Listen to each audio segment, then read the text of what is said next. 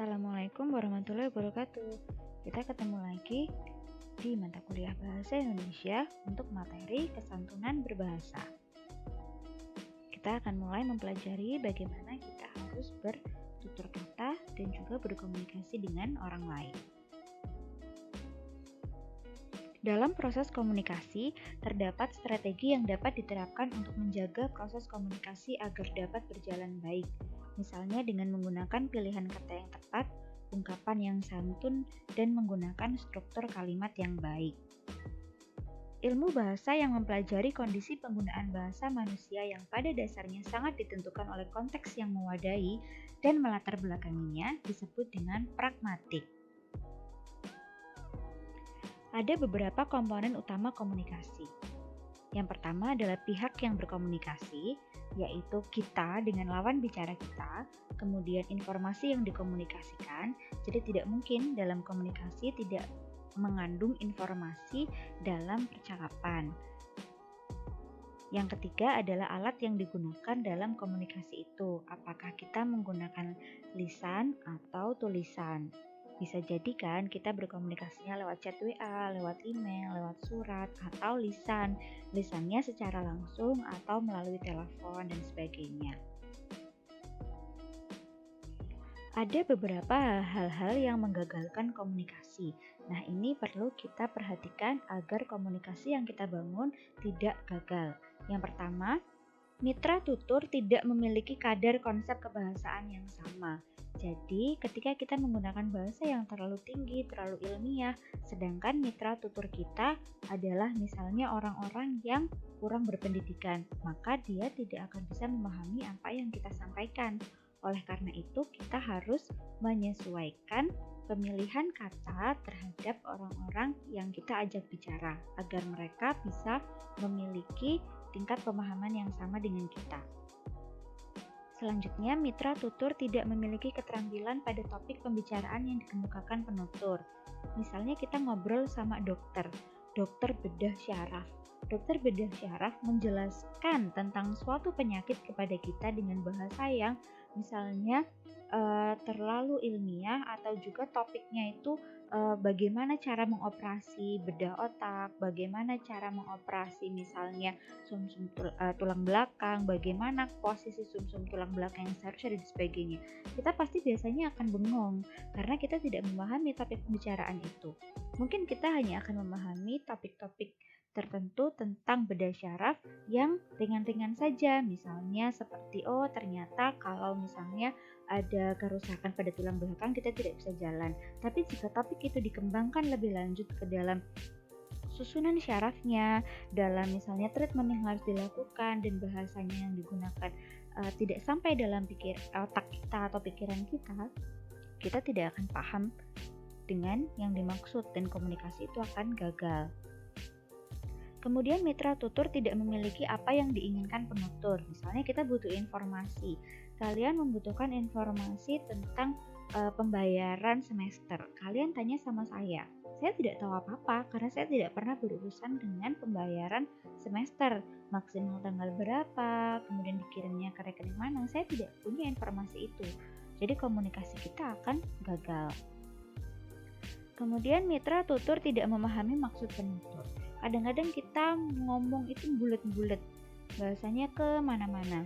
Kemudian membuat lawan bicara kita itu tidak paham yang dimaksud oleh kita.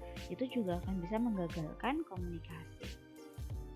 Mitra tutur terkendala kerahasiaan topik pembicaraan. Nah, misalnya kalian menanyakan kepada saya, Bu,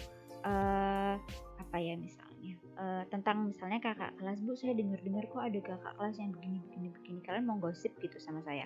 Tapi saya punya kode etik yang harus dijaga, bahwa saya tidak boleh membuka misalnya ada kakak kelas yang curhat tentang kondisi ekonomi keluarganya, makanya dia tidak bisa membayar semesteran. Kemudian kalian itu mencoba mengorek informasi itu dari saya.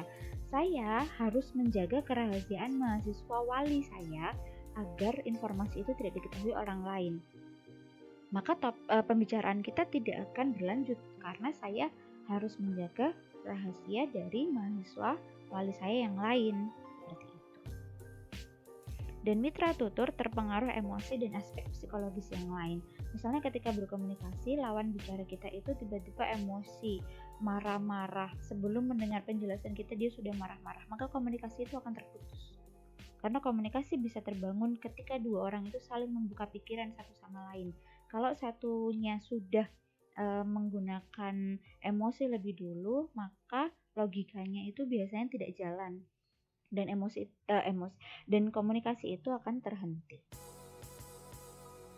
Terakhir, mitra tutur tidak menerima cara berkomunikasi penutur.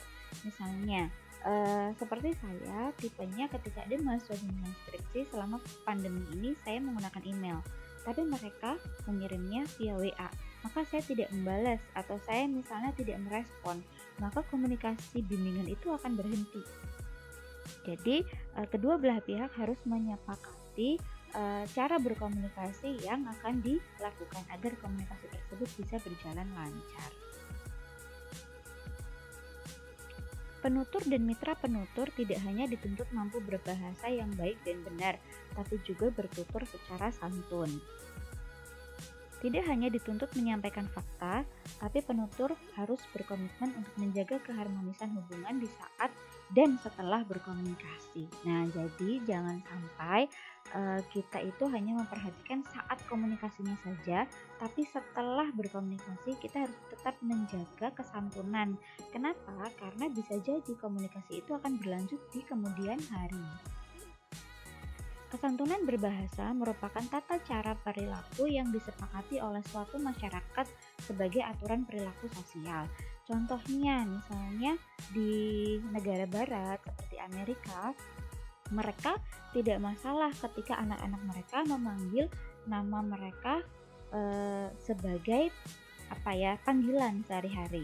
Misalnya namanya adalah Bob William. Kemudian anaknya memanggilnya Bob, hai Bob, misalnya seperti itu. Mereka tidak keberatan karena bagi mereka itu sudah cukup santun. Di aturan perilaku sosial mereka itu sudah cukup santun, sopan. Tapi kalau di Indonesia, bayangkan kita memanggil orang tua kita dengan nama. Wah, itu bisa-bisa tidak diaku anak atau bisa-bisa dikeluarkan dari surat wasiat dan sebagainya. Ada beberapa prinsip kesantunan yang harus kita pahami. Yang pertama adalah maksim kuantitas, bahwa setiap partisipan memberikan kontribusi secukupnya sesuai dengan yang dibutuhkan oleh lawan tutur. Nah, kadang-kadang informasi yang kita berikan itu terlalu banyak atau terlalu berlebihan. Itu tidak santun. Too much information kalau dalam bahasa Inggris kita menyebutnya. Jadi cukup kita berkomunikasi sesuai dengan topik yang sedang dibicarakan. Maksim kualitas. Setiap partisipan menyampaikan sesuatu sesuai dengan fakta-fakta yang ada, tidak dikurangi ataupun dilebih-lebihkan sehingga tidak mengakibatkan suatu hambatan komunikasi. Nah, misalnya kalian kan sukanya misalnya gosip nih sama teman, kemudian ketika dapat info sesuatu, kemudian kalian melebih-lebihkan atau menutupi informasi agar teman kalian tidak tahu. Nah, ini sebenarnya tidak boleh, ini tidak santun. Kenapa? Karena komunikasinya akan terhambat. Orang yang kita ajak bicara akan memiliki keterbatasan informasi atas apa yang seharusnya diinformasikan. Informasinya misalnya dari A sampai E, tapi disampaikannya ditambah-tambahi, dilebih-lebihkan sampai G. Jadi informasi F dan G itu sebenarnya tidak perlu disampaikan atau hanya diinformasikan sampai C. Maka dia akan kekurangan informasi karena tidak mendapatkan informasi tentang D dan E seperti itu. Jadi secukupnya. Kualitasnya harus dijaga, fakta-faktanya pun harus diperhatikan. Selanjutnya, maksim relevansi. Setiap partisipan memberikan kontribusi sesuai dengan topik pembicaraan. Kalau kita tidak paham tentang topiknya, tidak usah ikut-ikutan. Atau setidaknya berkomentar sesuai dengan apa yang kita ketahui. Jangan sok tahu. Biasanya kalau sok tahu kemudian salah, nah itu akan membuat miskomunikasi. Dan terakhir ada maksim pelaksanaan. Setiap partisipan memperhatikan topik pembicaraan serta cara dan situasi tuturan. Jadi ketika pelaksanaan kita dengan orang yang kita ajak bicara harus sama-sama memperhatikan topik pembicaraan, kemudian caranya bagaimana dan situasinya bagaimana. Kalau misalnya situasinya sedang sedih misalnya, kita maka harus mampu membangun komunikasi yang sesuai dengan itu. Misalnya kita takziah nih ke tempat teman kita yang sedang berduka cita. Kemudian kita malah ngobrol, gosipin teman yang kemarin misalnya dihukum sama dosen. Niatnya ingin menghibur, tapi ternyata tidak pas karena situasinya tidak mendukung untuk bercanda seperti itu. Jadi harus memperhatikan situasi, kemudian caranya, serta topik pembicaraan.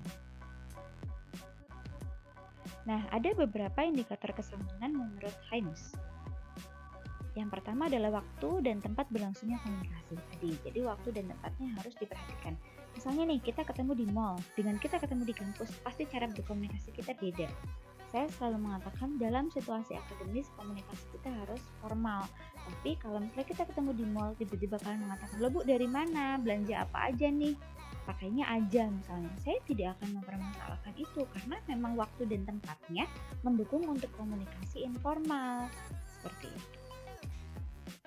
Pihak yang terlibat. Nah, pihak yang terlibat, kita misalnya berkomunikasi dengan orang-orang yang ada di sekolah, misalnya di sekolah atau guru. Maka kita harus menggunakan bahasa yang formal, nada bicara yang santun, pilihan kata yang tepat, berbeda dengan kita mengobrol misalnya ketika kita beli apel di pasar. Ketika kita beli apel, otomatis kesantunannya akan berbeda. Cara kita menawar juga berbeda. Maksud dan tujuan. Nah, maksud dan tujuan kita akan mempengaruhi seperti tadi. Kita ketemu di kampus dengan kita ketemu di mall. Maksud kalian menyapa di kampus dengan maksud kalian menyapa saya di mall itu pasti berbeda. Nah, itu akan mempengaruhi kesantunan di dalam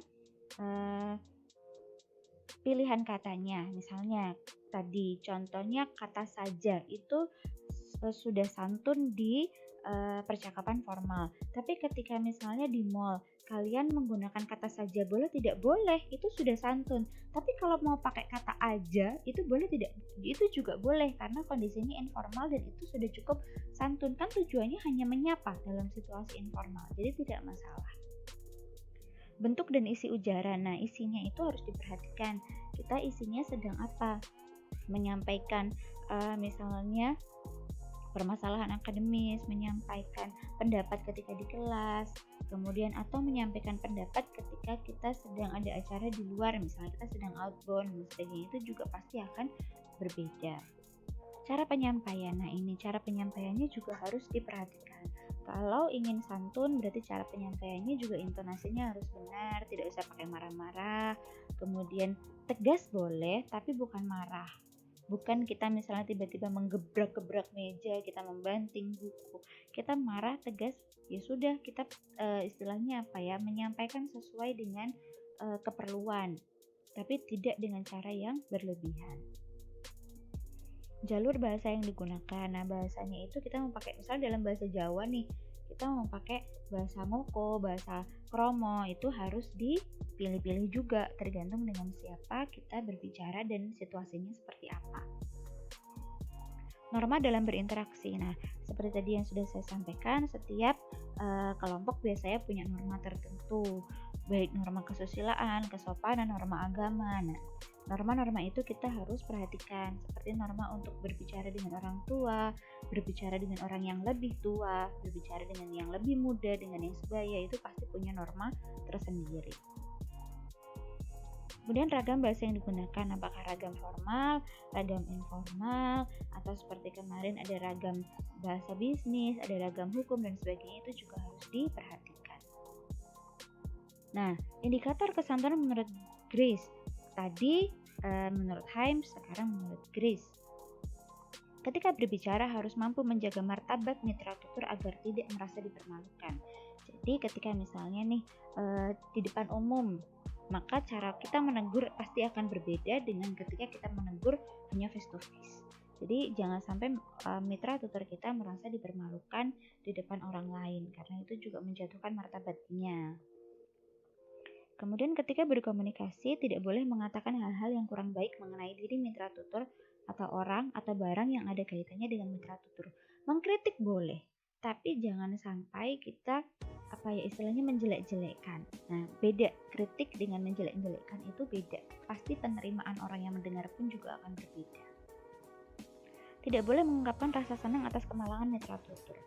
Misalnya nih, dia cerita iPhone saya jatuh, rusak, terus kita malah ketawa-ketawa. Haha, rasain lu. Itu tidak boleh. Itu tidak santun. Kemudian tidak boleh menyatakan ketidaksetujuan dengan mitra tutur sehingga mitra tutur merasa jatuh harga dirinya. Ketidaksetujuannya yang dimaksud adalah ketika kita salah, kamu itu salah. Saya sangat tidak setuju dengan pendapat Anda, itu tidak boleh. Jadi kalau kita tidak setuju, maka kita harus mencari kata-kata yang menunjukkan bahwa bagaimana kalau begini. Jadi bukan kita kemudian menyerang dia dengan kesalahan yang dilakukan atau kesalahan dalam pendapatnya, kemudian kita tidak setuju, tapi kita bisa menyarankan dengan alternatif yang lain. Nah, kalau misalnya begini bagaimana? Mungkin akan lebih baik jika begini-begini. Itu akan lebih enak didengar. Jadi harga diri orang yang menyatakan pendapat juga tidak jatuh. Tidak boleh memuji diri sendiri atau membanggakan nasib baik atau kelebihan diri sendiri. Nah, kadang-kadang kita suka lupa ketika ngobrol sama orang, kita merasa bahwa oh kemarin loh aku baru dapat lotre, aku terus beli ini, sedangkan lawan bicara kita ternyata tidak nyaman dengan itu. Maka itu harus dihindari. Thank you for joining us. Hope to see you again next meeting. Stay healthy, be happy. Sampai jumpa semuanya. Wassalamualaikum warahmatullahi wabarakatuh.